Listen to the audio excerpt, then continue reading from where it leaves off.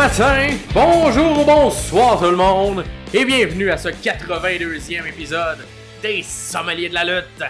Ici Max Perriard qui est en compagnie de quoi? Je sais pas. De l'espèce de... Si on veut, oncle par... ouais, l'espèce de nouvel oncle lointain de ma petite. Comme ça. Monsieur Pierre Gastonguay. Comment ça va, Pierre? Je le prends, c'est un rôle que je connais très bien. Je suis oncle 5 fois déjà. Ça, des vrais là, des vrais neveux nièces là, qui existent pour de vrai dans le sens qu'ils sont dans ma famille. Moi, c'est inventé. Moi, c'est kayfabe. C'est kayfabe. C'est ça, t'as même pas de blonde pour de vrai. T'es dans un sous-sol qui a même pas pris l'eau. C'est juste que c'est ça, c'est tout faux. On raconte une c'est pas histoire. vrai, je l'ai vu, pas en vrai, mais je l'ai vu là, avant d'enregistrer, des fois après d'enregistrer. C'est un bébé qui existe, à moins que c'est des Christy de beau CGI, là, mais Ouais. c'est Mais vrai. tout le budget là-dedans. Ouais, c'est exactement. Ouais, je comprends ça. C'est bien dépensé de l'argent. Fait que, ouais. Qu'est-ce qu'il y a de bon dans ta semaine, toi, Pierre? Cette semaine, là, vous écoutez ça, vous êtes le lundi. Dans 2 jours, si vous êtes à Montréal, si vous êtes pas loin de la promenade Fleury, si vous êtes pas loin de l'ancien pourvoyeur qui s'appelle maintenant le Ménade, un bar sur la promenade Fleury, justement dans Antique à Montréal, il y a une soirée d'humour qui reprend vie. C'est la soirée d'humour de ma copine. Donc... nouveau rebranding, c'est un rebranding, c'est pas un nouveau rebranding. En fait, on est maintenant sous la bannière Boldock et ses amis. Ça s'appelle la soirée Ariane et ses amis. Donc, une soirée découverte. Ce n'est pas le même style de soirée qui va être offert chez Ernest, Boldock et ses amis. C'est un peu le club école, si on veut, de la soirée au Ernest. Donc, c'est une soirée découverte. C'est pas open mic. Non, on veut payer les artistes qui viennent compter des jokes sur scène, qui viennent se produire chez nous. Mais c'est une soirée qui va aller chercher plus, c'est ça, les découvertes des gens qui commencent, qui débutent un peu plus, mais qui ont quand même un petit peu d'expérience, ou des gens qui ont besoin juste de roder, de venir nous voir. Et on essaie de toujours finir la soirée avec un artiste un peu plus établi, qui a un peu plus d'expérience. Fait que si jamais vous êtes là le 18 septembre, septembre, c'est ça? Fait que c'est pas la semaine prochaine, ta minute. Bien, c'est ça, 18 septembre, au Ménade, sur la promenade Fleury. On est là à chaque 2 mercredis. Donc, 18 septembre, 2 octobre, et on continue comme ça, 16 octobre, jusqu'à temps que mort s'en suive. Fait que... une soirée qui reprend aux 2 mois. Ariane anime, moi je suis à la chronique, mais on va s'alterner comme ça, chronique et anime. Le branding, c'est vraiment sur les épaules d'Ariane, mais je vais animer aussi de temps en temps pour s'alléger un peu la tâche. Écrire des animes, écrire des chroniques, c'est pas le même muscle qui travaille, c'est pas le même poids, la même charge, donc on va alterner comme ça. Que si jamais vous êtes dans le coin, le show commence à 19h30, pas à 20h comme des shows habituels. Donc, 19h30, on commence tôt, on finit tôt. Parce que c'est juste mercredi, hein, le nombril de la semaine. On a encore besoin d'énergie pour finir tout ça. Soyez présents si vous voulez. Et beaucoup d'humour la semaine prochaine. Ben oui, parce qu'on fait également un spectacle ensemble avec Ariane. Vendredi prochain. Fait que vendredi qui s'en vient, le 20 septembre, on est au Jockey à Montréal, quand même salle reconnue pour avoir beaucoup d'humour. Et on fait un spectacle qui s'appelle justement l'humour. Fait que si ça vous tente de nous voir, moi, Pierre, Ariane, ainsi que Pierre-Luc Racine, ben c'est l'endroit. Qui est déjà venu, Pierre-Luc qui a déjà été invité sur le podcast. Exactement, fait qu'on va faire des petites blagues de l'été, le dernier stock qu'on a écrit courant de l'été, puis qu'on veut tester et améliorer ou peaufiner pour certains. Fait que allez voir ça. On va peut-être mettre les billets, le lien vers les billets dans les commentaires directement en dessous de l'épisode. Fait que ça vous tente de venir. C'est vendredi le 20 septembre. Et sinon, de votre côté, ben on a eu quelques personnes qui nous ont écrit encore une fois. Fait que d'abord, on a Leblon qui nous a juste dit allô, salut, avec une petite main, un petit emoji de main. Fait que salut Leblon, ravi de t'avoir à l'écoute. Et sinon, on a Père Paul qui dit à Sheamus, je pense qu'aujourd'hui, on lui donne pas le crédit qu'il mérite, mais c'est un excellent lutteur. Ben oui. Sheamus. Fait que oui, je suis quand même d'accord. Il a comme commencé un peu sur les chapeaux de roue sa carrière. On dirait que certaines personnes l'ont comme pris en grippe parce que il a rapidement eu un règne de champion. Il n'y a pas eu beaucoup de règnes de champion depuis. Non, mais son ça a premier, commencé fort, ça s'est calmé un peu par après, mais tu sais, ouais. il y a eu quelques règnes quand même en équipe avec Cesaro, fait que, Ouais. il y a eu ce côté-là aussi qui a quand même bien fait, là. Puis un peu de mid-card aussi, mais un premier règne contre John Cena qui avait remporté sa ceinture. Il venait tout juste de sortir. À l'époque, c'était il me semble que c'était la ECW qui était l'espèce de petit club école avant NXT. Il me semble qu'il venait tout juste de gravir de ECW à la WWE. Fait que, oui, moi j'ai tout à fait bien apprécié. Il ressemble à personne. Là. Il a vraiment un look unique. Et très efficace dans ce qu'il fait. Un bon brawler. Puis depuis qu'il est revenu depuis un an, il fait toujours des bons matchs. C'est jamais mauvais. Il a été mis, là, il a été pairé avec des très bons lutteurs, on s'entend. Là, des Pete Dunne, Drew McIntyre, Ilya Dragunov. Fait que, il y a tout le temps eu des bons lutteurs contre lui. Ça reste que faut être deux pour valser. Hein? Mais oui, puis il enchaîne les bangers. Après banger! Après banger! Fait que, ouais, il a une bonne catchphrase aussi. Fait que, effectivement, d'accord avec toi, Pierre-Paul. Et on va commencer cet épisode retour sur la semaine du 2 au 7 septembre. Peut-être y aura-t-il un Sheamus à travers le tout. On sait pas. Peut-être. Il y a eu des matchs parce que c'était assez bon pour se qualifier parmi nos matchs préférés. Parce que c'est ça, nous, notre mandat au sommet de la lutte. Vous donner juste la crème. Qu'est-ce qui mérite d'être écouté au niveau de la lutte? Puis là, on va avec la semaine du 2 au 7 septembre. On va commencer ça tout de suite avec une première chronique. Qui le fait mieux? Pierre? Cette semaine, à qui le fait mieux? Qui le fait mieux? Qui le fait mieux qui donne chaud? Okay. Ça donne chaud cette semaine parce que qui le fait mieux? Je vais le dire en bon français, crisser une maison en feu.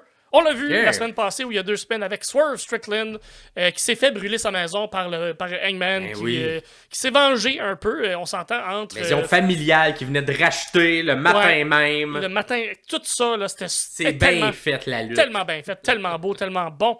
On va en reparler de toute façon au courant de l'épisode parce qu'on va revenir sur justement ce segment-là qui était vraiment, vraiment très bon. Je m'en suis inspiré, comme à l'habitude, je m'inspire un peu de ce qui se fait au quotidien dans le monde de la lutte. Donc, qui le fait mieux mettre une maison en feu? Swerve Strickland, qu'on a vu cette année. Randy Orton, qui met la maison de Bray Wyatt en feu pour essayer d'en finir avec le Wyatt Family. Ou l'Undertaker, qui met...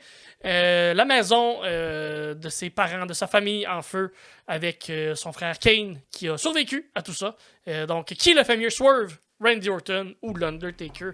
D'après toi, Maxime, qui le fait mieux?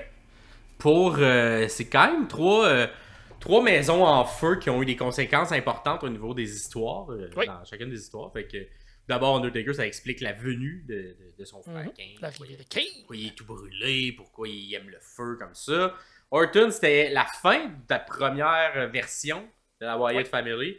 Fait que ça termine un peu de cette manière-là, ce run-là d'environ 4-5 ans, avec Orton qui met la maison en feu et Bray qui est vraiment ultra attristé et qui pleure Sister Abigail, l'âme, le fantôme, on sait pas qu'est-ce qu'il était, mais clairement quelque chose est mort à l'intérieur de cette maison en feu-là. Il l'a ramené beaucoup également dans le Firefight Florence. On voyait tout le temps en arrière la petite peinture de la maison en feu. C'est quand même important, signification importante pour Bray Wyatt. Mais j'ai pas le choix d'y aller avec Swerve Strickland. J'ai vraiment, vraiment, vraiment aimé l'angle qu'on a fait pour se mousser ce match-là. Et ça mettait vraiment une espèce de point d'exclamation, de cerise sur le Sunday à une rivalité qui a tourné autour, veut pas, des maisons d'un et l'autre. Fait que les invasions. Ça a commencé avec une invasion de domicile du côté de Swerve, puis ça s'explique cela. C'est pour ça que Hangman s'est vengé de cette façon-là. Puis même, mettons, à l'intérieur du dynamite, j'ai quand même trouvé ça bien fait, la manière qu'on a apporté la maison. Fait qu'on a eu un mini-segment tout petit qui parlait du nouveau contrat de Swerve, puis que les images qu'on voyait, c'était qu'il y en avait profité pour acheter de la maison familiale, sans rien dire de plus, rien. Vraiment, comme si ça avait été un peu filmé à la va-vite. Un petit feel-good moment pour tout le monde, donner ça, puis finalement, ça a créé un gros impact pour ce qu'elle allait suivre. Là. Ouais. Exact, puis écoute, il devait avoir chaud, Hangman, parce que... il était proche, hein? Il était proche, j'avais un peu peur, puis il n'est pas bronché, il continuait de boire son whisky. Non, gros visuel fort. J'ai l'impression, peut-être que je me trompe, mais qu'on va en reparler encore dans quelques années. Comme on reparle de Stone Cold qui attaque Booker T à l'épicerie, là, comme segment fort d'une rivalité. Là. Fait que je vais y aller moi avec Swerve et Hangman avec la maison de Swerve. Tu m'étonnes parce que on le sait tous, en tout cas, je pense que tout le monde le sait que Bray Wyatt, Wyndham Rotunda était un de tes lutteurs préférés, une personne que t'admirais, que t'aimes beaucoup, Oui. que t'aimes encore, là, on s'entend dans le monde de la lutte. Je pensais que t'allais aller plus vers Orton et vraiment le point d'exclamation qui met fin à la Wyatt Family, la première mouture qui était plus le clan, le sectaire là, de tout ça. Fait que tu m'étonnes d'aller vers Swerve quand même. Fait que, Je trouvais le match, ça a l'air d'un match pour celui de Orton. Fait que c'était comme, c'était comme surprenant, mais on dirait que c'était un petit peu plus. Comment dire? Bon, ça s'alignait vers ça. Là, c'était comme un match cinématographique. Fait qu'on dirait l'effet surprise était un peu moins là que juste un segment qui arrive en fin de show. Donc, je comprends. Moi, je vais y aller avec Orton, oui, pour tout ce qui va suivre par après, pour tout ce qui est. Tout le nouveau personnage qui va suivre par après, justement, pour toute l'évolution de Bray dans tout ça, parce que The Fiend, c'est pas super populaire comme opinion, The Fiend, ça a été un de mes personnages préférés. Moi, la dichotomie entre le Bray et The Fiend et tout ça, vers toute la fin, là, tout ce que ça a apporté, là, on s'entend le Fiend extra croustillant, c'est un peu moins ça, là, le film qu'on a oublié dans l'Air Fryer. C'était pas tant ça, mais tout ce qui était le début, l'arrivée à SummerSlam, toute l'aura autour de ça, j'ai vraiment aimé. Et vers où ça s'en allait avec Uncle Howdy aussi. Fait que je pense que je vais y aller avec Orton qui a crissé la maison de Bray pour tout ce qui a suivi par après, parce que j'étais activement en train d'écouter la lutte quand tout ça a débarqué. Fait que pour moi, ça va être Orton. Vous, laissez-nous savoir dans les commentaires lequel vous avez préféré. J'ai fait des recherches, j'ai pas trouvé d'autres personnes qui ont collé des établissements en feu, des maisons en feu. Fait que si jamais j'en ai oublié un, il y a quelque chose qui vous pop tout de suite comme ça, que j'ai peut-être oublié, laissez-nous savoir dans les commentaires, soit sur Facebook, sur Instagram si vous nous écoutez à l'audio. Si jamais vous êtes sur YouTube directement, comme à l'habitude, vous pouvez aller directement en dessous de la vidéo. Si jamais vous êtes à l'audio, vous pouvez venir quand même sur YouTube commenter, là, ça ne dérange pas. Là. On le sait pas de toute façon de où vous arrivez puis de quelle façon vous écoutez. Fait que vous pouvez faire tout ça si jamais j'ai oublié un établissement qui brûle. Ouais, ben, une des choses qui a brûlé, cependant, un petit lien vers ma prochaine chronique, c'est la limousine de Vince McMahon qui a explosé dans les flammes. Un gros segment qui malheureusement a été mis fin rapidement parce que tout a arrêté dans la lutte la semaine qui suivait avec Chris Benoit. Mais tout de même, j'en parle parce que y a le documentaire sur Netflix, 6 épisodes, sur la carrière, Est-ce que c'est sur la carrière ou sur le personnage? On va voir. Ça ressemble à quoi? D'après moi, ça va être plus sur l'homme, sur le personnage. Ouais. Surtout si je compare aux réalisateurs. C'est les mêmes réalisateurs qui ont fait Tiger King. Ouais. Ou c'est quoi en français? Le Royaume des Fauves. Je savais même pas, mon Dieu. En français. Fait que Tiger King, c'était quand même des gros humains personnages. J'ai l'impression que Vince, c'est un peu ça. Même si derrière le personnage qu'on voyait à l'écran, on connaît peu cette personne-là. Le père de famille, le mari, exact, on connaît pas tout ça. On peut se douter de certaines choses en voyant avec qui fréquentait, la manière également, qu'est-ce qu'il acceptait qui passe à l'écran. Puis j'ai l'impression que j'ai quand même un bon feeling de son humour, de ce qu'il trouve drôle, ce qui n'est pas nécessairement ce que moi je trouve drôle. Mais autre que ça, qui c'était vraiment, on en parle vraiment peu. Puis les gens qui parlent de lui, c'est toujours dans un contexte d'autorité. Fait que c'était tout le temps quand même élogieux. Ou c'était rarement pour nuire à Vince. Parce que on ne mord pas la main qui nous nourrit. Hein, ça a beaucoup été ça. C'était la seule main qui nourrissait l'entièreté d'un art au complet pendant au moins un bon 15-20 ans. Donc, c'est ça, c'est très un personnage qu'on connaît peu. Et là, avec les derniers développements qu'il y a eu dans sa vie, dans les affaires judiciaires, eh bien, écoute, ça amène une couche de plus. Et le documentaire a été fait avant. C'est quand même longtemps qu'il est en production, ce documentaire-là. En français, ça va s'appeler Monsieur McMahon, je sais pas trop. Gourou du catch. Et je pense que Gourou, ça y va bien. Gourou, ça va bien. Donc, sinon, en anglais, c'est seulement Mr. McMahon. Et c'est en ligne le 28 septembre, donc à la fin du mois de septembre, vous allez pouvoir commencer à regarder. Non, 25 septembre, désolé. 25, ouais. Sur Netflix. Et la bande-annonce est déjà sortie. Je vous invite à aller la regarder. C'est quand même. J'ai l'impression qu'on va suivre, oui, les moments importants de la carrière, les scandales qu'il y a eu à travers la lutte, puis que Vince a été un peu lié face à ça. Mais on n'aura pas le choix de teinter ça de tout ce qu'on sait qui arrive à la fin, qui est les poursuites, qui finalement rattrape peut-être le personnage qui était à l'écran, était peut-être pas si loin de qui était vraiment dans la vraie vie avec les scandales sexuels qu'il y a eu dans les dernières années. Donc, un documentaire qui va être vraiment spécial à voir parce qu'il a été pratiquement tourné. Il y a eu 200 heures d'entrevues, principalement tourné pour ça, avec tout le monde, avant que tout ça sorte. Fait que t'as des John Cena, t'as des The Rock, t'as plein de gens qui vont avoir un message un peu contradictoire. Mais ça va être ça, la beauté un peu de ce documentaire-là, c'est de voir à quel point on a des gens qui vont être très élogieux probablement face à ce que Vince fait, même si on peut mettre des nuances sur c'est qui le personnage, et en même temps voir un peu ça se défiler. Fait que j'ai hâte de voir la réalisation, comment ils vont le faire. Est-ce qu'ils vont mettre l'arc narratif dès le départ qu'il n'est pas une bonne personne, puis qu'on regarde tout ça avec ce regard-là, ou on le fait chronologiquement, puis on montre ses succès. Une coupure complète, franche à ce moment-là. Si je compare à Tiger King, on voyait dès le départ, ça s'en allait vers où, là, dans le premier épisode. Fait que j'ai l'impression qu'on va mettre ça dès le départ, quand même, c'est quand même assez gros. Et après, ben, ça va être vraiment étonnant de voir l'entièreté des entrevues, parce qu'il y a des gens qui donnent pas souvent des entrevues qui ont décidé d'en donner. Puis la WWE a participé un peu, puis elle s'en va sur Netflix également, fait qu'elle a un peu ouvert les coffres de sa voûte d'entrevues, de vidéos backstage, de trucs inédits. Fait que ça également, ça va être ajouté par-dessus toutes les entrevues qu'on va voir. Fait que c'est sûr, il y en a qui voudront pas le regarder pour la sensibilité, si on veut, de tout ça, puis pas donner plus de crédit ou plus de je sais pas nourrir la bête, là, si on veut, là. Moi, de mon côté, si t'aimes la lutte, après moi, c'est quelque chose qui est un peu incontournable parce qu'il a tellement eu la main mise sur l'entièreté de la business pendant tellement longtemps. Puis on sait, avant les derniers trucs qu'on a su, on savait déjà qu'il n'était pas la personne la plus blanche. Là. Vince a déjà fait beaucoup de coups bas dans les dernières années. Fait que toi, qu'est-ce que tu espères qu'on va voir sur ce documentaire-là? Premièrement, le preview, le trailer m'a laissé un peu sur mon appétit, puis je pense que c'est correct pour un trailer. J'ai hâte de voir ce qu'on va donner, mais ça restait très flou. Ça restait très... le sujet, ça va être ça.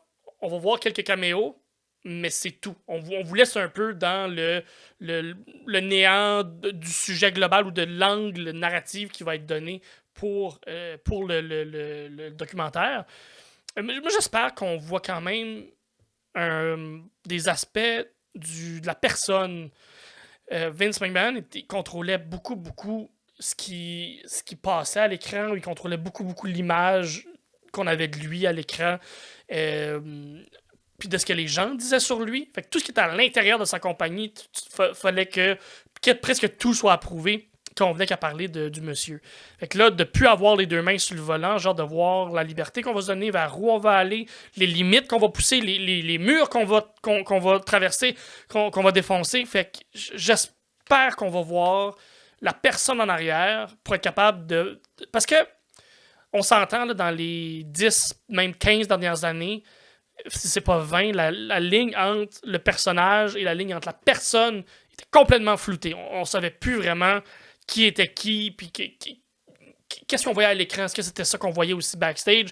Il y a beaucoup de choses qui n'ont pas démenti, qui est super mégalomane, qui est à la limite agressif en backstage, comme patron aussi. Fait qu'il y a bien des affaires qui n'ont pas démenti. Maintenant, c'est à savoir, est-ce qu'il a toujours joué avec cette ligne-là et qu'il continue à jouer avec? Est-ce que c'était faux? Est-ce que c'est vraiment une bonne personne? J'espère qu'on va pas démentir, c'est pas ça le but, mais qu'on va confirmer certaines choses, qu'on va frapper sur des clous sur lesquels on doit frapper. Fait que j'ai vraiment hâte de voir si on va se permettre d'aller là. J'ai l'impression aussi que c'est sur Netflix, c'est ouvert à tout le monde. C'est pas juste ouvert aux fans de lutte. Moi, j'ai vraiment l'impression que ça va être... Il y a des choses, il y a des épisodes qu'on va écouter, vu qu'on a suivi la lutte, qu'on va Exactement. Qui vont être irréels pour des gens qui suivent pas la lutte. Ouais. Par exemple, un peu le Montreal Screwjob, tout ça, qui est Ouais. quand même très documenté dans l'histoire. Ouais. Et que t'as pas le choix d'en parler. Va falloir donner des Parce que clés. c'est le T'es- début de Vince McMahon à l'écran. Mais en même temps, ça te montre comment il est dans la négociation de contrat à l'extérieur, comment il est un peu ruthless, justement. Ce qui va être intéressant pour les fans de lutte, j'ai l'impression, c'est les 2 ou 3 derniers épisodes. J'ai l'impression que les premiers épisodes peuvent être intéressants si on recule dans le temps, si on voit de où il arrive. Mais en même temps, les fans de lutte sont quand même au courant de toute cette histoire-là, de où il arrive avec la famille, puis il grandit dans le monde des affaires à New York avec son père, puis la lutte, son père, son grand-père et tout ça. Fait que j'ai l'impression que pour des fans de lutte, ça va être redondant par moment, ça va être peut-être irrelevant par moment aussi pour des fans de lutte, pour être capable d'attirer le grand public vers ce documentaire-là et que ce soit écoutable d'un bout à l'autre. Mais j'ai l'impression aussi qu'on va donner certaines ananes aux fans de lutte puis des informations que nous on n'a pas puis qu'on on a soif là, de savoir. Fait que j'espère que ça a été tout réfléchi de cette façon-là. J'ai pas l'impression qu'il y a aucune pierre qui n'a pas été retournée. J'ai l'impression qu'on va beaucoup défendre parce qu'on s'entend Netflix a les droits là, de la WWE pour les prochaines années. Ouais. Fait qu'on va vraiment, j'ai l'impression, défendre, comme séparer clairement l'art de la personne. Puis c'est pour ça que j'ai l'impression qu'on met de l'avant le nom Mr. McMahon. Ouais, et pas non WWE. pas le nom WWE. Mm-hmm. Parce que j'ai vraiment l'impression que le documentaire va vouloir faire une séparation claire en disant il n'est plus là. Probablement que C'est la ça. fin, il y aura même un truc vers l'avenir sur il fait plus partie de la ça. morale de l'histoire, c'est que le produit est rendu clean maintenant avec Endeavor, avec les nouveaux, avec Triple H qui est là, c'est rendu bon, c'est rendu fin, c'est rendu... fait que on va souvent finir avec les violons et... exact. Mais on va peut-être le pitcher en dessous du boss. Moi, j'ai l'impression que c'est peut-être ça qu'on va faire du côté de Netflix. On vient mettre le point d'exclamation sur Vince McMahon. On vient... parce que t'as pas le choix d'avant, crisser le feu à sa maison pour vraiment... T'as pas le choix, un peu comme Roman Reigns, de l'acknowledge, tu sais, de le reconnaître parce qu'il a tellement été important pour l'histoire. Puis il est figure emblématique de ce que les gens, tu sais, le meme de Vince McMahon qui est repris à toutes les sauces, même les gens qui n'écoutent pas la lutte le reprennent. Écoute, moi j'ai l'impression que ça a le potentiel d'être un Tiger King. J'ai hâte de voir parce que on sait tellement d'affaires avec Dark Side of the Ring qui ont pas de maudit bon sens. Puis des gens qui sont pas attirés par le produit vont être attirés par un documentaire là-dessus parce que ça n'a pas de sens. J'ai l'impression que tu peux vraiment apprécier le documentaire sans aucunement apprécier la lutte. Je suis là, absolument. Et moi, pour fan de lutte, ce que j'ai le plus hâte de voir, c'est les entrevues avec les lutteurs. Mm-hmm. Voir qui ose peut-être critiquer, peut-être... Qui va retourner vers l'entrevue après le scandale. Exact. Puis il va y avoir des classiques. C'est sûr que Bret Hart va probablement être là. Puis il va probablement être fâché. Là, mais il est amer, lui. Je savais pas qu'il était amer de tout. Est-ce que John Cena va se permettre? J'ai pas l'impression. Mais est-ce que des gens vont se permettre? Cody, on s'entend, il a peut-être été en nécessairement bonne relation, même s'il y a beaucoup de respect à travers tout ça. J'ai vraiment hâte de voir en fait ça. Qui va oser parler contre Vince ou un peu critiquer que... Oui, je travaillais pour lui, mais je l'aimais peut-être pas nécessairement. Fait que, à voir, vous nous direz. Écoute, allez voir. Dites-nous en dessous comment vous entrevoyez, puis qu'est-ce que vous voudriez vraiment voir à l'intérieur de ce documentaire-là. Puis évidemment, quand ça va être sorti, on va le regarder, puis on va vous faire un petit retour. Si c'est bon au point de faire par épisode, on le fera. Sinon, on fera en général l'entièreté du documentaire. Mais ouais, moi, je suis quand même intrigué par ça. Fait que, est-ce que vous allez l'écouter? Dites-nous oui ou non. Ça m'intéresse ou ça m'intéresse pas. Puis si vous allez l'écouter, qu'est-ce que vous voulez voir le plus là-dedans? Yes. Fait que, hâte de vous lire sur ça. Et on va justement commencer notre retour sur la semaine. Et comment ça, petite semaine? Je sais pas de ton côté, moi, côté de la WWE. En tout cas, le Raw, j'ai cherché beaucoup essayer d'avoir... Ce qui était là, était là. Du côté de All Elite, là. Ce qui était là, était là, puis c'était bon. Fait que non, ça a bien été. Parfait. Du côté de Raw, ça a été un petit Raw, mais un bon SmackDown. Fait que d'abord... Au niveau du Raw du 2 septembre 2024, on commence. D'abord, nouveau commentateur.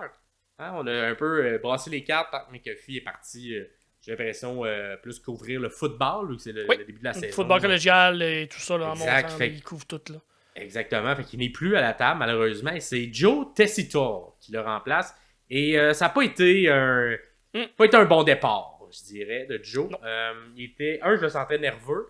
De ce que je comprends, c'est qu'il a couvert justement le football. C'est un commentateur sportif, là, un gars Il a de la voix communication. parfaite pour commenter le Exact. sport. Là, il sonne comme n'importe quel autre commentateur sportif. Là. Exactement. Très, très communication. Là. Ouais.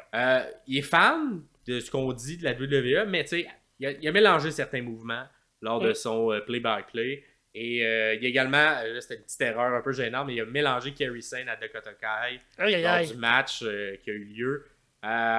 Bref, ça n'a pas été pour moi pas un juste run. une chance parce que c'était live puis c'était ta première journée au bureau, fait que on va te laisser une chance. Puis Wade Barrett a été vraiment très bon là, comme à chacune de ces erreurs là, il reprenait puis il surlignait pas mais il reprenait juste pour que faire ah non mais là il y a une petite erreur mais hey, c'est normal qu'il y ait une erreur, ils se ressemblent, ils sont habillés disons dans la même équipe, par exemple à Dakota Kai Kerry Sane. Fait que bon, bravo Wade d'avoir été très professionnel dans ça. Puis Joe a espéré qu'il soit un peu moins nerveux et nous amène sa couleur parce que je l'ai trouvé très beige aussi là, au commentaire. Très beige, oui. Puis moi, j'aime moins ses intonations fonctionnent moins pour la lutte. J'ai l'impression qu'il descend trop bas, qu'il est trop solennel à certains moments. Il nous annonce le prochain segment comme il nous annonce la mort d'un lutteur. Fait que j'ai l'impression qu'il descend trop bas, puis il monte pas assez haut dans son excitation pour certaines choses.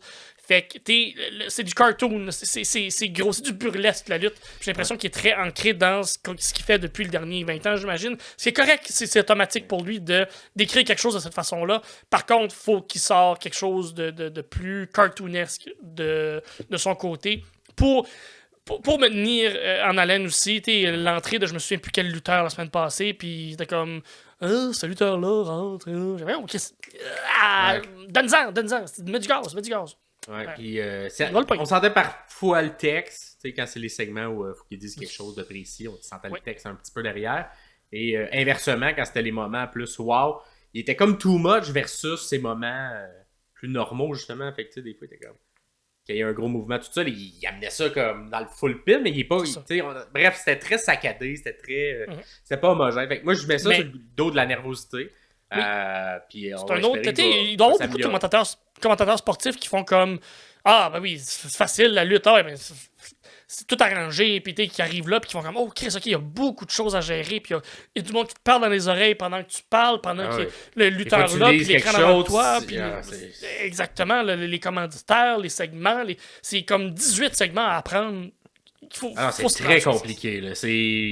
En tout cas, il faut peut-être pas une bonne connaissance de ce que c'est les communications pour penser que c'est facile parce que pour avoir étudié, moi, là-dedans à l'université, là, je trouve ça beaucoup plus difficile que ce qui se fait en sport, par exemple au hockey, si vous écoutez le hockey.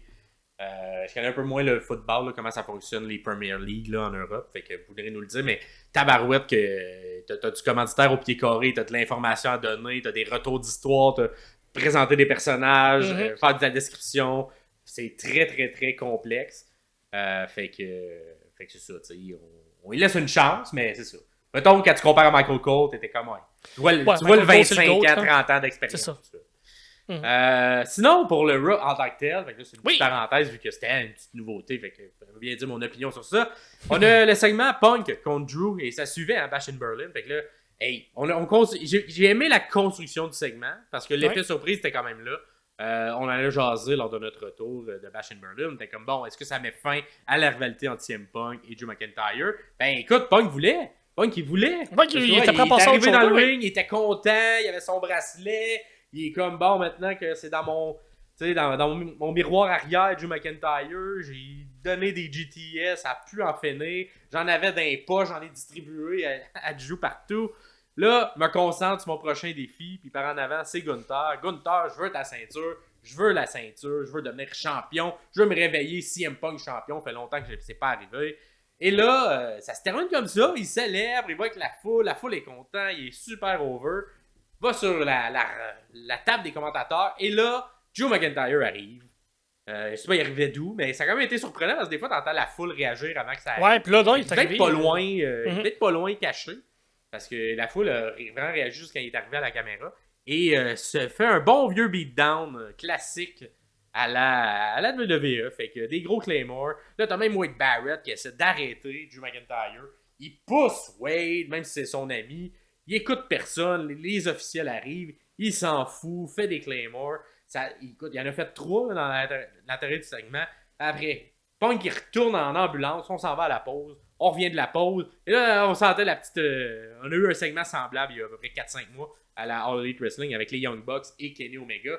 Mais ça ressemblait beaucoup. Fait que là, il s'en va pour se faire mettre dans l'ambulance. C'est qui arrive pas?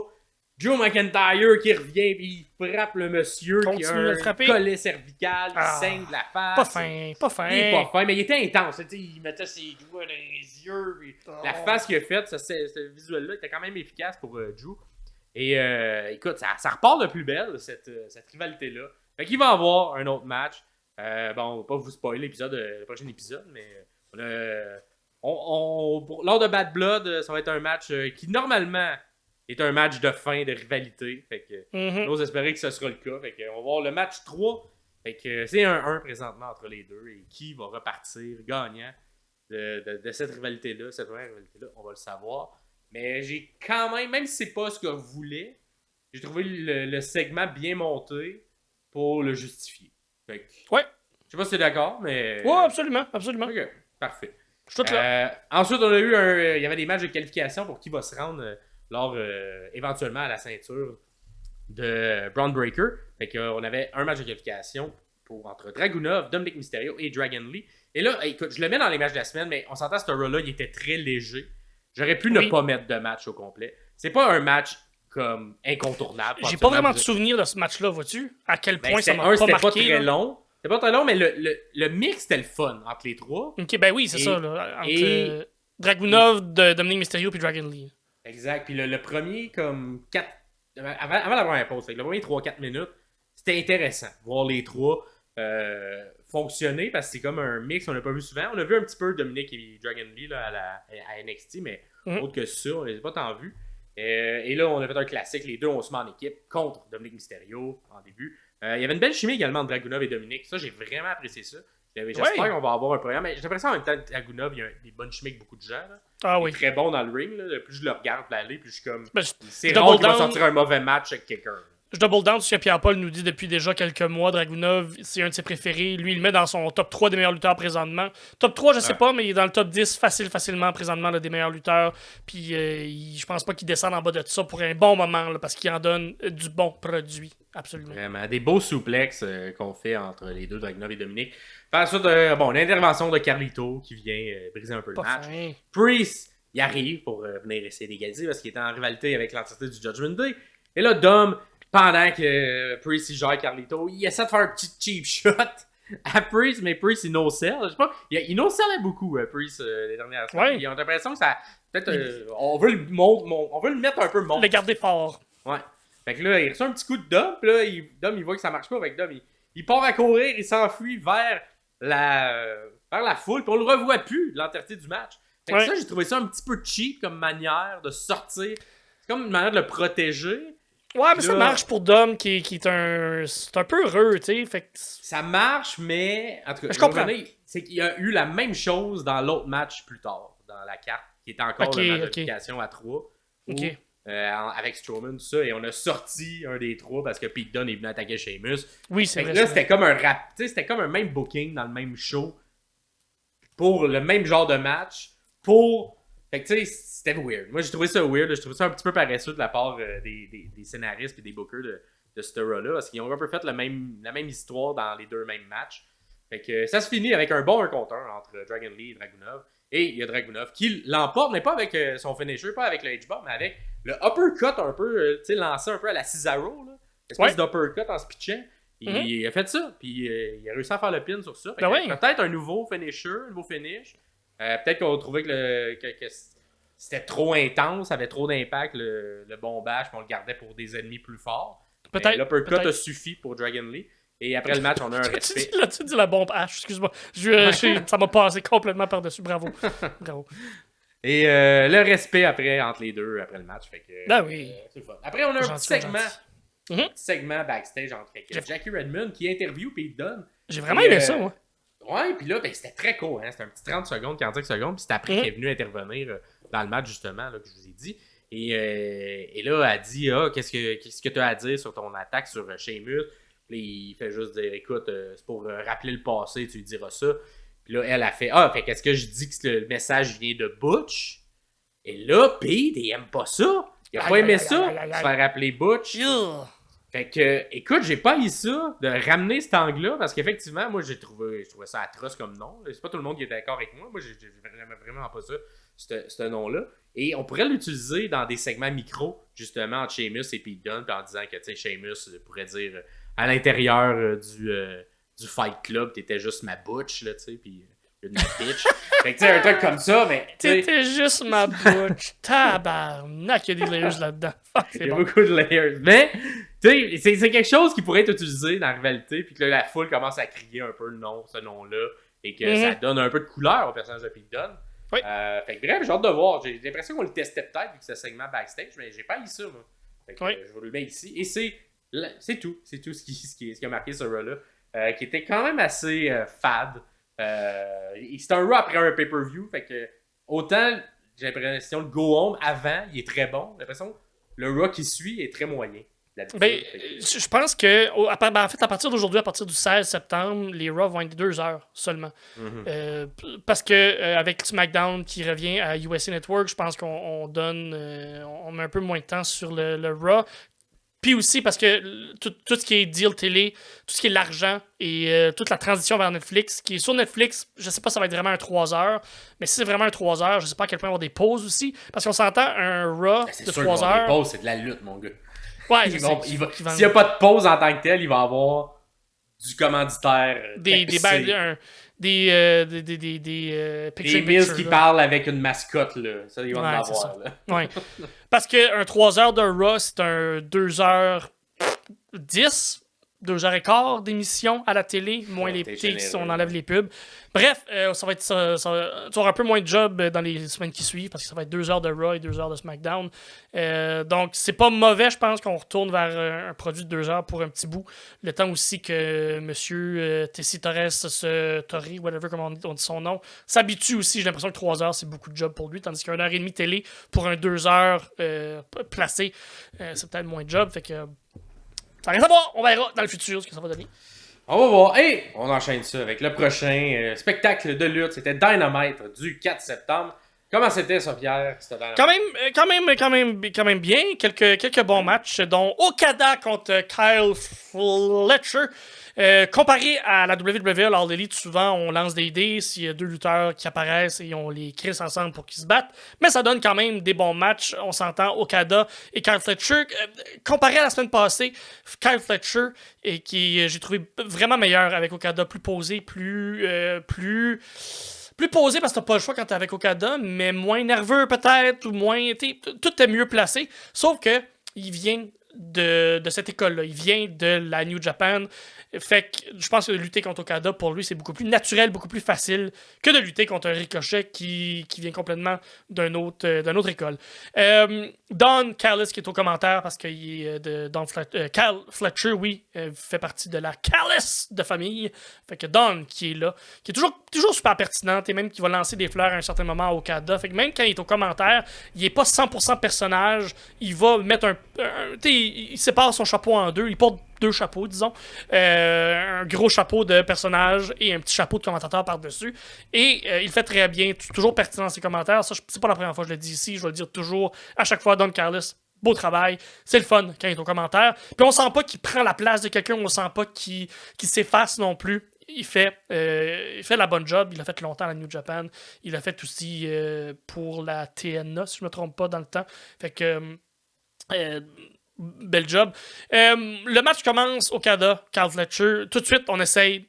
On lance des finishers. Tout de suite, on veut faire comme, OK, ben, on va en finir le plus vite possible. Surtout Okada qui fait comme mon petit tabarnak. Ça a été long comme match, malgré qu'on voulait en finir rapidement. Malgré qu'on voulait en finir vite, ça a quand même été long. Que c'est ça, comme gros combat, là. Ouais. Fletcher a contré un Rainmaker avec un Michinoku Driver. C'était super bien fait, super fluide. Pour un compte de 2, Okada, qui pas fou, hein, le vétéran, roule en dehors pour attirer un peu Fletcher pour lui faire un DDT surprise à l'extérieur. Kyle qui se relève de ça quand même assez vite, qui réplique avec un Brainbuster sur le apron. Et les deux finissent couchés à terre. C'est une super belle séquence, je l'ai pris en note parce que c'est super fluide, ça a super bien commencé le match, là, c'est dans les tout débuts. Ouais. Vraiment. Kyle, comme je disais, qui est vraiment plus fluide dans ce match-là, ça paraît, c'est le fun. Il donne deux super kicks back-à-back. Puis, c'est drôle parce qu'il donne comme 2 super kicks back-à-back. Puis là, après, il fait comme le cri de Goku là, quand il devient Super Saiyan pour la première fois là, sur Namek. Là, il fait comme... Ça m'a fait vraiment rire. En plus, Kyle, les cheveux blonds, fait que ça m'a fait vraiment rire ce bout-là. Fait que ça devait être voulu, de la façon qu'il l'a fait, je suis certain. Un fan de Dragon Ball, j'imagine. Ouais.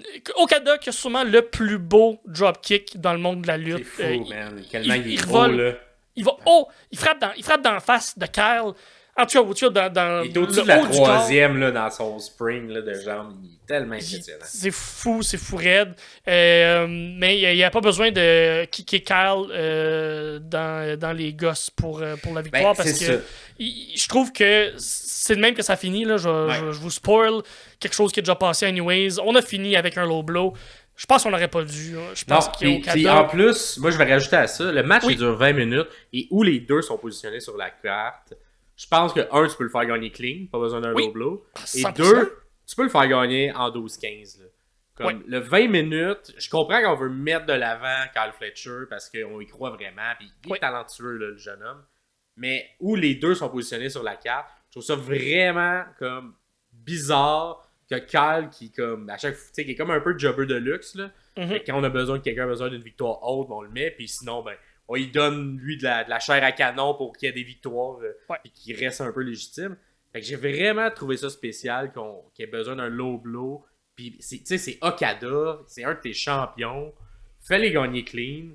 Puis au pire, Kyle dans la défaite paraît bien. Puis Ben oui. J'ai comme un petit peu moins apprécié la fin de match, mais le match en tant que tel, c'est vraiment super bien. Très beau, très fluide, très le fun. Un peu trop long, oui, je suis d'accord avec ça, mais saupoudré de super beaux moments pour les deux lutteurs. Fait que ça finit qu'un low blow, c'est Okada qui gagne. Et ce qui est le fun, c'est qu'à la fin de tout ça, c'est Konosuke Takeshita qui vient sauver son ami de la Don Callis Family et qui vient sauver Kyle Fletcher. Et on commence à teaser tranquillement Takeshita contre Okada. Et ça, les amis, ça pourra pas être plate. Ça pourra pas. Takeshita va aller chercher le meilleur d'Okada parce que Takeshita, depuis 6 mois, depuis presque 1 an maintenant, ne donne pas de mauvais matchs. Mérite des ceintures, mérite d'être placé haut sur la carte. Takeshita, gros personnage. Quand il est arrivé, il m'a vraiment impressionné, puis il continue de m'impressionner. On tease ça et on continue aussi à le teaser dans les semaines qui suivent parce qu'on est dans le passé, mais on est aussi dans le futur présentement. Le temps. Aussi, match que j'ai noté, la conglomération Orange Cassidy, Kyle Fletcher, merci, avec Will Ospreay contre le BCC, Claudio Swerve et Pac.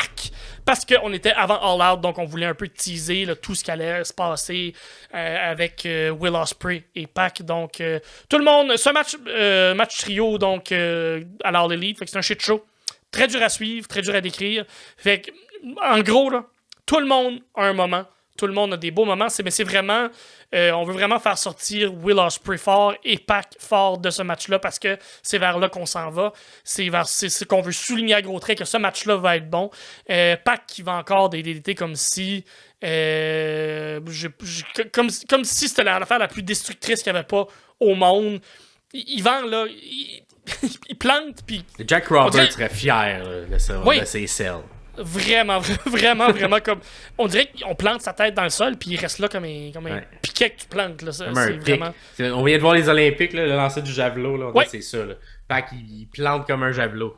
C'est le son que ça fait Pac quand il plante. Fait que, tout est dans tout. Super bon match, mais c'est vraiment pour mettre en lumière Will Ospreay et Swerve. Et Pac, veut dire pour ce qu'elle allait suivre à All Out. Le segment qui ferme le show, on a parlé plus tôt, c'est Hangman qui fait une vignette c'est super, super beau, super bien. Ce que Hangman dit, c'est ça dépasse l'heure, hein? Peut-être tu fais à noter. Là. On est après 10 heures, fait que là, on est comme, OK, d'habitude, il se passe quelque chose. Quand c'est après 10 heures... c'est important. C'est ça. Puis c'est quelque chose qu'on s'attend pas, là. C'est quelque exact. surprise. Tu veux que les gens restent, là, tu sais, parce que exactement. tu veux pas qu'ils quittent. Puis je pense que les gens, il y avait une bonne raison de rester. Que risque que c'était une bonne raison de rester. On voit Hangman qui est dans une maison, il est à l'intérieur. Bon, là, on comprend pas trop. Puis il parle du ressentiment qu'il a. Il parle de pourquoi il est devenu méchant comme ça. Tout ce que Swerve aussi a fait à Hangman dans le passé et pourquoi il en veut autant à Swerve. Puis on entend de l'eau qui coule en background parce qu'il est cadré quand même assez serré au buste. Fait qu'on voit de son torse en montant. Il n'y a pas de plan large, un plan très serré sur lui qui parle, un plan un peu là, plus bas, fait qu'on le voit un peu comme si il parle par-dessus la caméra pour avoir l'air important, pour avoir l'air méchant. Et on finit par comprendre qu'il a versé du gaz partout dans la maison que Swerve a acheté il n'y a pas si longtemps. Plutôt, c'est exactement la maison de son enfance qu'il a réussi à acheter. On comprend qu'il est dans cette maison-là. Exactement, c'est la même maison. C'est vraiment... on a vu sur Internet après des photos qui ont été montrées, puis c'est vraiment la maison qu'il a acheté. Bon, pour savoir par après que c'était un work, mais qu'est-ce que c'était bien fait!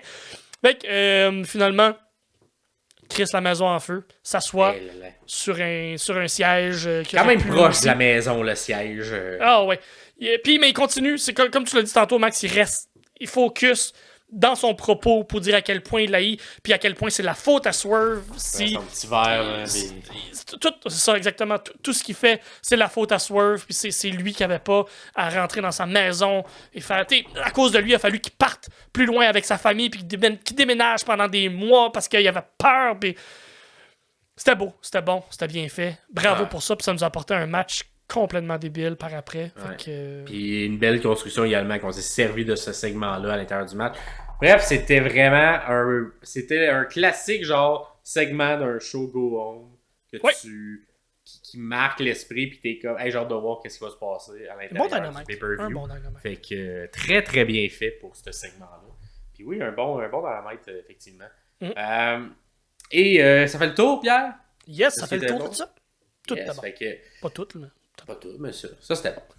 Nous, on va se rendre au SmackDown du 6 septembre 2024. C'était à Edmonton, et on était de ce côté-ci de la frontière au Canada pour un SmackDown qui était, écoute, surprenamment, moi je l'ai vraiment bien aimé, ce SmackDown-là. J'ai vraiment noté beaucoup de choses que j'ai appréciées.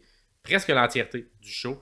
Fait que, félicitations à WWE. Et, fait à noter, c'était le dernier SmackDown sur Fox. Fait que, évidemment, bon, nous, au Canada, on l'écoute pas sur Fox, c'est sur une autre plateforme, mais c'est quand même important pour la WWE. C'est le pays où sont principalement l'entièreté des lutteurs, où la compagnie est. Et changer de diffuseur dans le pays où il opère principalement, ben, c'est quand même un point d'exclamation. Et j'ai l'impression qu'on a voulu sortir un gros show à cause de ça, même si on pourrait penser qu'on se dit, tu sais, ils switchent de... T'sais, on va tout garder pour la semaine prochaine, mais non, j'ai vraiment l'impression que le mot d'ordre qui a été donné dans les coulisses, c'est gars, c'est ça, on leur laisse pas un goût amer de nous perdre, mais juste un let's go, merci de nous avoir accueillis pendant 5 ans, puis là on part, et vous allez avoir un maudit bon show pour notre dernier. Fait que ça a commencé avec un classique, un segment d'ouverture avec Cody Rhodes. Fait que là, bon, t'as un bon 5-6 minutes de chanson, les gens sont contents, du bon cheap pop au début. Et là, bon, évidemment, Solo vient l'interrompre parce que c'est un classique, hein, et on vient de finir Bash and Burden, fait que Roman Gallagher vient le confronter, et c'est Solo qui vient le confronter. Fait que il l'avait dit avant, il était comme le gagnant entre Kevin puis toi, je m'en vais contre lui pour la ceinture, parce que j'aurais dû gagner, j'ai juste perdu à cause de Roman Reigns. Gros bébé. Donc, bien aimé dans ce segment-là, pourquoi j'en parle, c'est Cody qui a voulu un peu mettre over Jacob Fatu à l'intérieur du segment, parce qu'il dit « Ah non, mais moi, je vais donner une chance à quelqu'un qui le mérite. » Puis là, Solo, il est content, il est sûr je le mérite. Puis il fait « Non, je parlais pas de tout, je parle de Jacob Fatu. » Et là, j'aime la graine qu'on installe, parce que c'est comme ça que Paul Lévesque, il travaille. Oui. Il nous met des petites graines qui plantent au sol. Il l'arrose, là, mais tranquillement. Là. Elle va fleurir peut-être dans 4 mois, peut-être dans 6 mois. Peut-être durant le Road to WrestleMania, ça va fleurir, cette fleur-là. Mais là, on a mis, commence à mettre la graine que, il y a une petite... on essaie de semer la zizanie à l'intérieur du Bloodline et de mettre de l'avant plus Jacob Fatou comme potentiel Tribal Chief, là, on sait pas. Parce que, selon plusieurs, puis c'est un peu le pouls qu'on ressent sur Internet, puis je pense que si vous regardez les épisodes, il y a vraiment un hit factor que Solo n'a pas. Ah, 100%. Puis au niveau in-ring, j'ai rarement vu quelqu'un aussi bien vendre, aussi bien... tous les mouvements qu'il fait ont l'air dévastateurs. Il est vraiment très, très bon, très excellent. Tu me l'avais vraiment bien vendu, puis ce coup-là, bravo, parce que il m'a jamais déçu, Jacob, depuis qu'il est arrivé. Fait que... Et là... il y a même un chant qu'on veut qu'il step up, là, la foule. Let's go, step up. Fait que là, la foule aussi, il commence un peu à embarquer dans ce rôle-là. Mais après, Jacob, il fait ce que j'adore, moi, qu'il fasse. Il fait genre, je t'aime, Solo! Non, je le ferai pas! Je t'aime, ça! Est-ce que ça me fait rire à chaque fois qu'il fait ça? Fait que finalement, ben, on annonce le match la semaine prochaine. Dans le premier SmackDown qui sera sur USA. Dans un match pour la ceinture dans une cage en acier. Fait que, hâte de voir parce que j'ai l'impression que c'est pas la cage qui va empêcher le Bloodline d'intervenir. Je pense pas. On va couper des cordes ou on va rentrer par en haut pour venir. On l'a déjà vu, le Bloodline contre Kevin Owens, Roman contre Kevin Owens, justement. Là. C'est pas la cage qui a arrêté personne. Oh que non. Exact. Fait qu'on va voir où ça s'en va vers où. Mais moi, j'ai bien aimé pour la petite graine qu'on a semée. On va voir si ça va payer, mais j'ai l'impression à connaître comment M. Lévesque travaille et ça va fleurir éventuellement. Ensuite, on a eu un très bon match entre Bayley et Stratton. Bayley qui a un peu quitté depuis après SummerSlam, lorsqu'elle a perdu sa ceinture. On l'a pas beaucoup revu. Quelques fois backstage, mais pas de vrai segment, pas de match, pas de promo. Exact. Ça faisait très discret. Et là, c'était un peu une manière de souligner son retour. Et elle se prenait contre Tiffany Stratton. Et il y a vraiment un excellent match entre les deux. Là. C'est là que tu vois le potentiel d'un Stratton. Puis la mettre avec une vétérante comme Bayley, à quel point ça peut faire des flamèches. Là. J'ai un peu dit ça dans un des derniers épisodes, là, mais tu sais, une Roxanne Perez qui serait jumelée à une Bayley, je suis certain que ça serait le même genre de match, encore plus incroyable. Tu as un super beau dropkick sur le bord du ring de Stratton qu'elle a fait à Bayley, c'était looké, c'était super beau. Bayley a quand même été en contrôle dans le début du match, elle a enchaîné tous ses mouvements classiques. Entre autres, on a terminé ça avec un beau elbow drop à la plusieurs, à la Shawn Michaels. Et c'est là que Nia Jax est venue intervenir parce qu'elle avait dit à Fanny qu'elle allait venir comme la semaine passée. Mais là, tu sais, la semaine passée, Stratton elle voulait-tu cacher, voulait-tu pas cacher, on sait pas. Là, Jax arrive, elle vient aider son ami, sa petite Barbie. Et là, ça déconcentre Bayley et c'est là que Stratton en profite pour reprendre l'avantage. Il nous fait un super beau Alabama Slam. La manière qu'elle l'amène également son Alabama Slam, c'est original, c'est bien fait, c'est très fluide. Fait que, c'est un mouvement que j'aime bien de Stratton. Bayley, cependant, reprend le dessus avec un belly to belly. Elle enchaîne avec un saut entre les deux cordes sur Nia Jax qui est à l'extérieur pour justement la sortir du match. Mais elle se sort elle-même du match en faisant ça. Fait que quand elle vient dans le ring, Stratton a repris ses esprits. Elle surprend Bayley avec un espèce de tomber sur le dos là, quand tu prends les bras par en arrière puis tu la flippes par en avant. Pendant ce temps-là, Jax, elle remonte sur le ring parce qu'elle n'a pas été contente que Bayley. Fait que là, elle déconcentre l'arbitre. L'arbitre dit va-t'en. Et là, on manque le pin. Fait que là, petite tension qu'on installe entre Stratton et Nia Jax parce qu'elle aurait peut-être gagné Stratton là-dessus si Jax n'avait pas déconcentré l'arbitre. Et ça permet à Bayley de s'en sortir et de faire son finisher que moi, j'ai jamais vraiment apprécié. Mais c'est la première fois que je vois le Rose Plant de Bayley rentrer au poste. Il est comme une espèce de... Je sais pas comment expliquer. De DDT par en avant, je sais pas, genre elle plante la tête de la personne. C'est le genou qui aide la face de l'autre à rentrer dans le pied.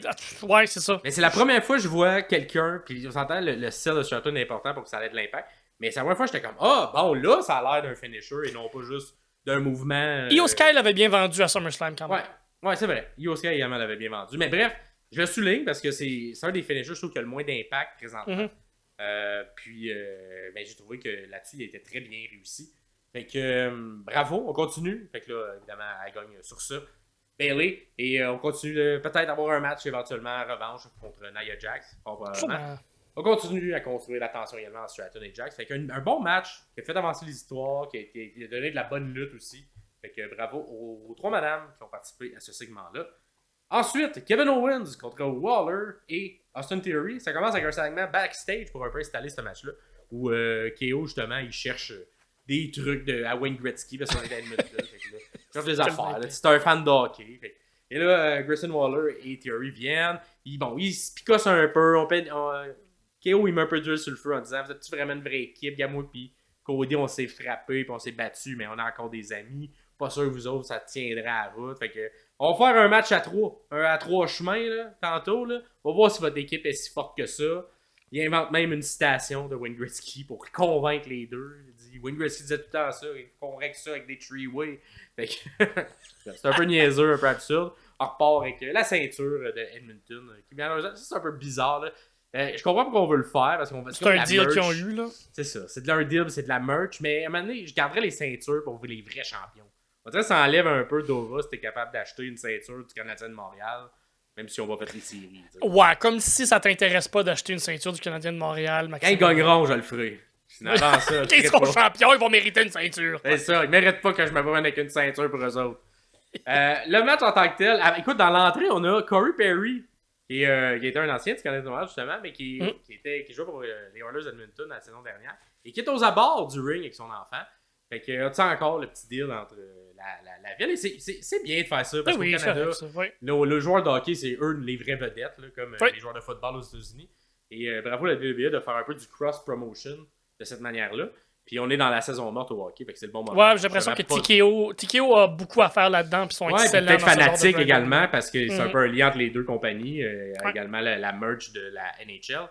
Fait que, oui, fanatique, c'est des deals qu'ils ont ils sont rendus gros, hein, c'est très gros.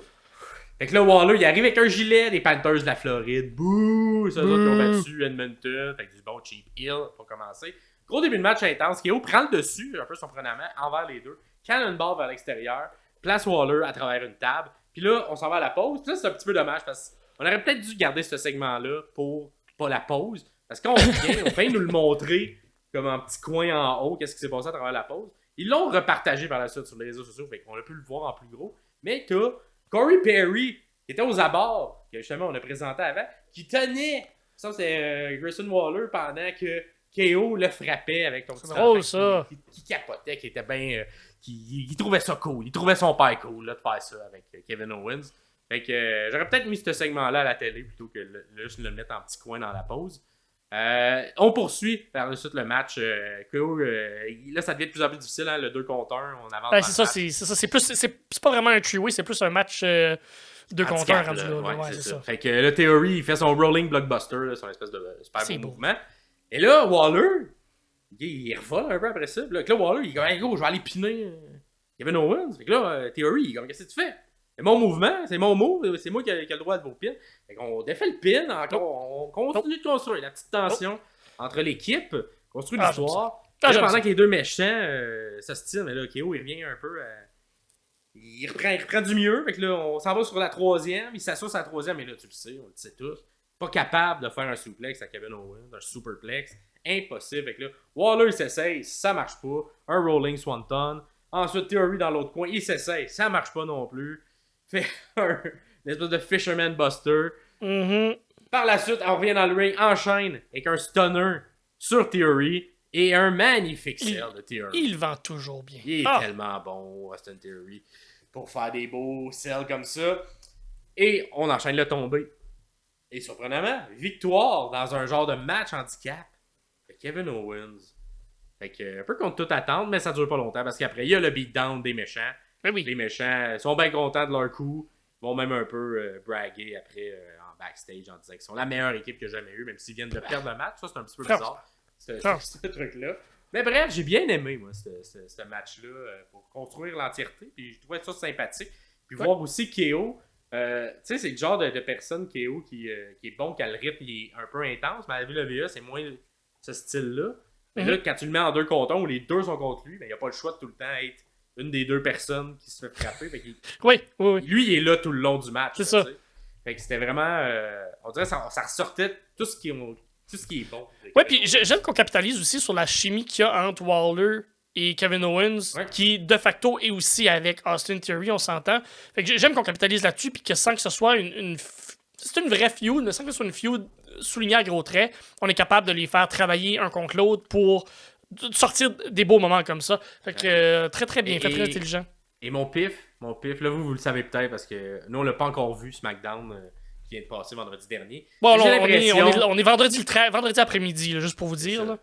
Fait que moi j'ai l'impression que ça sera pas 2 contre 1 longtemps. Après moi, un petit retour de Monsieur RKO va venir faire un petit match 2 contre 2 avec cette équipe-là. Et peut-être concrétiser enfin la destruction de cette équipe de méchants. Fait que on va voir. C'est ce que mon nez me dit, moi. D'après moi, Kevin Owens ne restera pas longtemps tout seul avec cette rivalité-là. Mm-hmm. Par la suite, j'en ai un peu parlé au début, mais on fait un vidéo résumé de SmackDown à Fox. J'ai vraiment trouvé ça classe de la part de la WWE. Grave et Michael Cole qui remercient tout le monde. C'est vraiment bon. Tout le monde qui est à l'extérieur, derrière la caméra, la production, les gens de Fox qui font la publicité, tout ça. On prend le temps de les remercier, puis on fait un beau récapitulatif de tous les beaucoup d'images avec le Thunderdome aussi, parce que c'était un gros moment pour eux. Ça a été une grosse année quand même, qui était un peu invraisemblable pour tout le monde. Ouais. Fait qu'il y a un beau geste de la WWE. Je sais pas si... En tout cas, j'ai pas de souvenir dans Live Vince si on aurait fait ça. Mais j'ai pas l'impression que c'est non plus Triple H, mais j'ai l'impression que M. Khan, qui dirige maintenant les opérations avec les diffuseurs, sait que, gars, tu sais jamais la vie. Hein, dans 5-10 ans, on va peut-être revenir sur Fox. Fait que aussi bien partir en bon terme. Puis je trouvais que c'était vraiment une belle manière de le faire. Et bref, bravo à la WWE là-dessus. Ensuite, une belle construction de LA Knight, Hayes et Andrade. J'ai bien aimé ça parce que, évidemment, on installe le match. On a eu un super beau montage de leur rivalité entre Carmelo Hayes et Andrade avant ça. Et par la suite, LA Knight, les deux viennent un peu demander à ce que le gagnant, en tout cas, c'est ce que j'ai compris, moi, c'est ce qui s'était sous-entendu, le gagnant de ce match-là, que vous avez vu, mais qu'on n'a pas encore vu, qui va être ce soir pour nous, va peut-être avoir une chance au titre de LA Knight.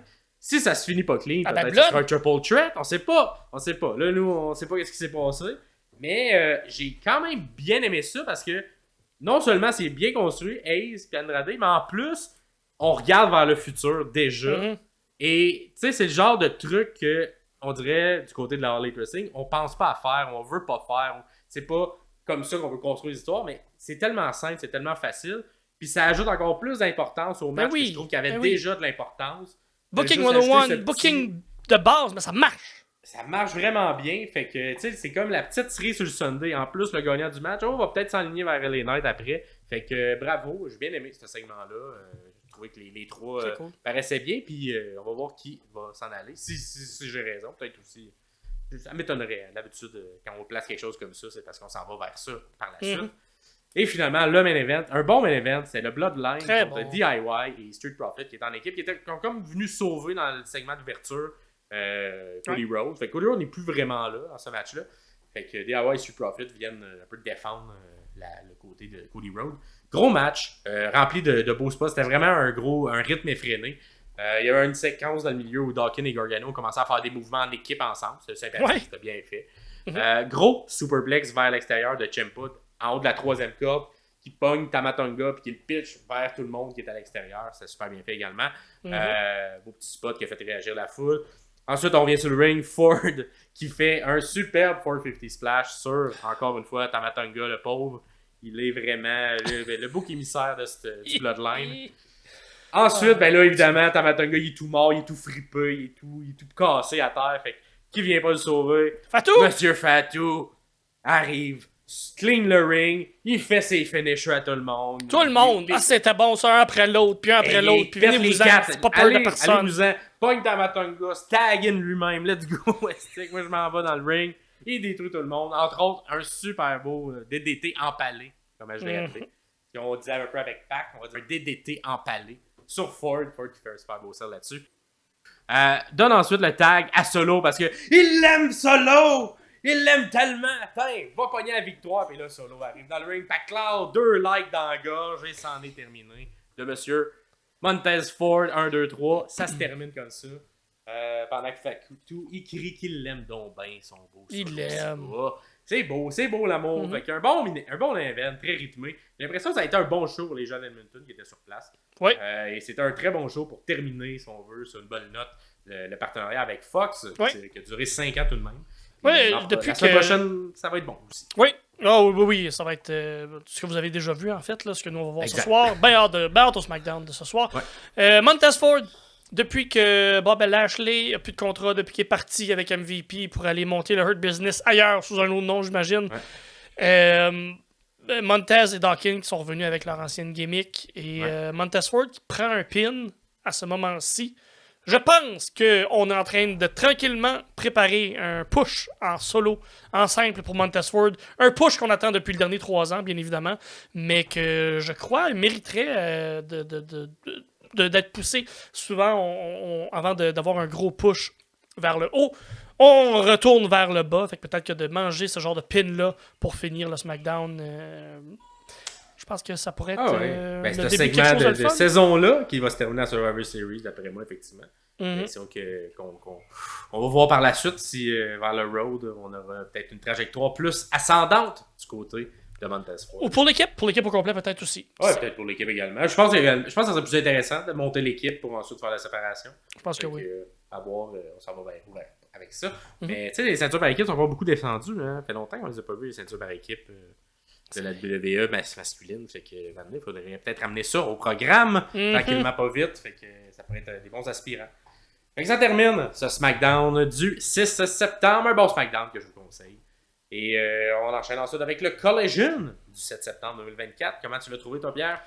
C'était un beau Collision qui était le fun parce qu'il y avait les 3 matchs pour savoir qui allait être dans le Fatal 4-Way de All Out contre le beau Kazuchika Okada pour la ceinture continentale. Pas capable de penser à la danse continentale à chaque fois que je parle de cette ceinture-là. Don't break my heart. Des matchs qui avaient une importance pour le pay-per-view du lendemain. 3 bons matchs. Ce qui est le fun quand tu es sur place. Oui. Ce qui est moins le fun quand tu fais des questionnaires de prédiction. Oui, parce que... Tu peux pas le savoir. Tu peux pas le savoir, puis il faut juste que tu enlèves des pointages. C'est plate pour nous quand on veut cumuler des points, tu sais. Mais pour la télé et pour les gens sur place, c'est super le fun. Mark Briscoe contre Lance Archer. T'avais calé que Lance Archer, toi, allait se rendre peut-être pour servir de chair à canon lors du All Out, lors du match à 4 chemins. Mais non, Mark Briscoe qui réussit à gagner contre Lance Archer. Et j'ai vraiment aimé ce match-là. C'est mon match de la carte pour Mark Briscoe, de la façon qu'il travaille. MVP complètement depuis déjà 6 mois. Peut-être que je l'aime trop, que je l'aime beaucoup, mais on dirait qu'il peut pas faire de mauvais matchs. On le voit surmonter. Mon lutteur préféré en ce moment, je pense. Merci pour ça. Pour une fois là, on pense pareil. Son travail de babyface est excellent. Puis babyface underdog dans ce match-là, entre autres, habituellement, il est très babyface over. Il faut juste faire ce qu'il veut, puis s'encore lisser, puis sauter partout, puis faire de la bonne lutte, puis raconter quelque chose de le fun dans un match. Celle-là, il est vraiment underdog parce qu'il faut qu'il surmonte la bête qui est Lance Archer, va blader, donc ça rajoute une couche de faire comme c'est tough, c'est pas facile, puis réussit quand même à surmonter, mais c'est une progression vers l'attaque qui est assez lente, mais qui est extrêmement fluide. Tranquillement réussi à mettre des coups aux jambes, au corps, tranquillement réussi à prendre le dessus et finit par gagner à l'arraché contre le monstre qui est Lance Archer. Un bon booking de Babyface. Vraiment bien. C'était très bien. Babyface 101. Ouais, vraiment. Puis je pense que c'est pour ça en plus que c'est Mark Briscoe. Je pense que j'ai vraiment aimé ce match-là pour toutes ces raisons. Ça vaut la peine d'aller voir, même si on sait déjà le résultat. Juste pour aller voir le travail de Babyface qui est fait. J'ai vraiment aimé. Ça a suivi ensuite, peut-être pas exactement suivi dans la carte, mais dans mes notes à moi, Takeshita contre Beast Mortos. Le gagnant, encore une fois, va aller vers le 4 chemins pour le titre continental. C'est Takeshita qui a réussi à gagner contre Beast Mortos. Beast Mortos qui réussit encore tellement bon, quelque chose de le fun, mais qui sert aussi à élever d'autres lutteurs parce que justement, c'est littéralement une bête à abattre dans le ring. Écoute, je serais vraiment curieux, moi, d'y donner une run dominante à Beast Mortal parce que j'y croirais, moi, qu'il est capable, une série de victoires, là, j'y croirais. Il est tellement bon dans le ring. Avec la Continentale, justement, là, une bête qu'on s'en calisse, mais qui serait le fun à avoir sur un personnage comme ça. Parce qu'il y a un style qui, tu sais, c'est pas le plus grand, il est quand même bâti, costaud, mais il est vraiment impressionnant avec son high-flying, de ce qu'il en fait. Puis il est très bon avec tout le monde. Il est bon avec les gros, puis il est bon avec les petits. Il est très, très bon. Fait qu'il est très polyvalent, moi, je trouve. Je serais curieux de voir un match Beast Mortals contre HSRO. J'imagine que les gens à CMLL ont déjà vu ce match-là, là, mais Beast Mortals contre HSRO, je serais curieux de voir quel genre de match ça pourrait donner. Très technique, mais quand même un peu high-flying là, du luchador qui serait très intéressant. Mortals est fort, là, comme on l'a dit. Là, il fait un pump-up Samoan drop. Puis Takeshita est pas petit non plus. Là. Non, il est quand même il est massif, Takeshita. C'est les gros formats japonais. Là. Ouais, exactement. Fait que d'être capable de faire un pop Samoan drop, dites-le à la maison, c'est super le fun à dire.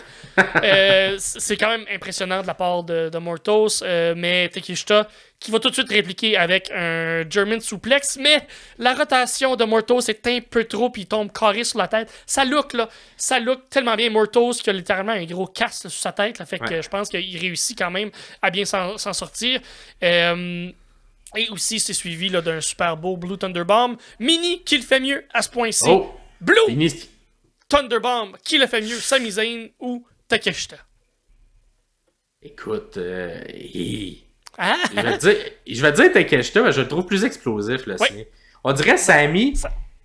Sami, il le vend comme quelqu'un qui est blessé là, tout le temps. Là, on dirait ça prend toute sa force sur le temps de le faire. Là. Pas clair, ouais. Fait que c'est très babyface, mais Takeshita, il fait comme. La personne a bondi sur le dominant, genre. Il fait plus comme un finisher que ce que Sami le fait comme un finisher. Ouais. Sami il fait vraiment comme plus un move de transition. Ouais, parce que c'est un move de transition pour lui. Ouais. Ben, pour Takeshita aussi. Ça pourrait être un super beau finisher. Mais Takeshita, paf, il rentre puis. Je vous rappelle, allez voir, ça se trouve très facilement, sûrement si vous googlez Takeshita puis El Fantasmo, là, on se rappelle du Blue Thunderbomb qu'il a fait dans une table. Ok, c'était excellent. Ça doit être la run à son G1, que Takeshita qui sort de là, qui peut pas donner de mauvais match, comme je disais. Ça a comme débloqué quelque chose en lui, j'ai l'impression. Là. Il a trouvé le code secret de la lutte, parce que tout ce qu'il fait présentement fonctionne. L'histoire dans ce match-là est assez directe, c'est juste qui est le plus fort. Puis, c'est expliqué dans la dernière séquence, à partir des buttheads qui sont juste égales, en même temps, c'est pas très égal parce qu'il y en a un qui est littéralement un fucking taureau, mais dans les deux en fait s'accotent move pour move un peu tout le long, mais c'est Takeshita qui fait juste être un peu plus smart et la différence est là. On a une force brute puis on a quelqu'un qui est capable de donner de la force brute mais qui donne aussi dans le psychologique et dans la psychologie de la lutte, donc Takeshita qui réussit vraiment à surmonter avec le coup de genou et son finisher pour la victoire. Coup de genou qui rentre en tabarnane, Mortos qui vend comme une tonne de briques parce qu'il est un peu une tonne de briques, puis Takeshita qui sort vainqueur de là pour se rendre all out. Il ne gagnera pas all out, mais il va quand même on continue l'histoire avec Okada pour nous donner le match qu'on veut voir. Konosuke Takeshita contre Kazuchika Okada. J'ai hâte de voir ça sûrement au prochain pay-per-view qui est Wrestle Dream peut-être, je sais même pas, il faudrait regarder dans nos notes là, mais je crois que je suis là. Prochain pay-per-view, on a Bad Blood et c'est Wrestle Dream effectivement qui va arriver début octobre, donc sûrement qu'on va avoir un Takeshita à Wrestle Dream. J'espère bien gros. Ouais. Et bon. C'est ce qui termine ce collision-là? C'était très bon, oui exactement. Puis ça vaut la peine des bons matchs. Ça vaut la peine. Et, écoute, fait que, quand même de la bonne lutte cette semaine, malgré c'est ça. Un Raw décevant, mais le reste de la semaine, t'as le fun. Commencer sur le chapeau de roue, mais on finit ça en grand. Exact. En fait, le chapeau de roue, d'habitude, c'est positif. Il faudrait dire commencer avec de la garde. Qui la se dans le beurre. Et ça. Bon, je prends. Mais on finit en chapeau de roue. Fait que, écoute, dites-nous, vous, y a-t-il des matchs qu'on a oubliés? Y a-t-il des trucs qu'on n'a pas parlé? Je sais, entre autres, on m'a dit la semaine dans le dernier épisode qui est sorti que j'aurais dû parler de peut-être le segment entre Bronson Reed et Monsieur Braun Strowman, qui était quand même impressionnant avec un gros tsunami extérieur sur un char. Oui. Et effectivement, je suis d'accord. Bon, merci à la personne qui m'a écrit en privé pour me le dire. Parce que effectivement, c'est quand même impressionnant. Fait que je ne l'ai pas mentionné. Fait que petit ajout la semaine dernière. C'est là. Vous aviez raison. Fait que si jamais on a manqué quelque chose, dites-nous-le parce qu'effectivement, c'était quand même impressionnant. C'est pour ça qu'on a une belle grande communauté là, de gens qui écoutent la lutte. On n'est pas tout seul là-dedans. Oui, on veut vous dire exactement qu'est-ce qui était bon cette semaine, mais ça se peut qu'on échappe, ça se peut qu'on oublie. Puis vous êtes là pour nous remettre à l'ordre. Parce que, comme nous disait un adolescent français, Je me souviens plus d'exactement ce qu'il disait, mais on est des fois On est cassé au sol, quelque chose comme brisé. ça. Ouais. On est au sol, ça. si tu veux. C'est au sol. Pour le tomber de 1, 2, 3. Fait que, likez, faites des commentaires, dites-nous vous ce que vous avez apprécié. Et on se revoit dans l'épisode 83, jeudi prochain, où on terminera notre retour sur les semaines régulières. Fait que, Finalement, on va s'être rattrapé. Au 14 septembre. Donc, très hâte de vous voir. Et on va s'aligner, tranquillement pas vite, vers les prochains pay-per-view qui s'en viennent début octobre. Fait que restez avec nous, puis très apprécié tout le temps de vous avoir. C'était Max Perriard ainsi que La Castonguay. pour les sommeliers de la lutte. Bye bye tout le monde. Bye!